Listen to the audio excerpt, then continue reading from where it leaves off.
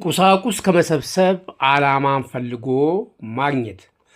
በርካታ ሰዎች ትርፋትርፍ መሰብሰብ ደስታን የሚሰጣቸው የመሰላቸው ዕድሜ ልካቸውን ቁሳቁስ ማለትም ቤቶች፣ መኪናዎችና ገንዘብ በመሰብሰብ ስኬትና ደስታን ለማግኘት ይሻሉ። ነገር ግን እነዚህ ውጫዊ ግኝቶች ማለትም ቁሳቁስ መሰብሰብ ትርጉም ያለው እውነተኛ ውስጣዊ ደስታን አይሰጥም። ለዚህ የኬን ባሪንግ ታሪክ አይነተኛ ማሳያ ነው። ይህ ሰው የነበሩት ሀብትና የተንደላቀቀ ሕይወት ፍጹም ደስታን ሊሰጡት አልቻሉም ነበር። ዘወትር በሕይወቱ አንድ ነገር እንደጎደለውና ባዶነት ይሰማው ነበር።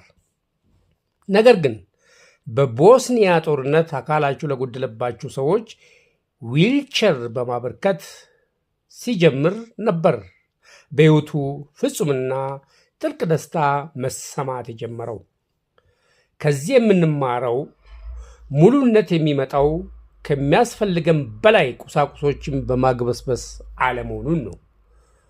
ሙሉነት የሚመጣው የሌሎችን ሰዎች ሕይወት ለማሻሻል ከሚደረግ ትርጉም ያለው ተግባር ነው።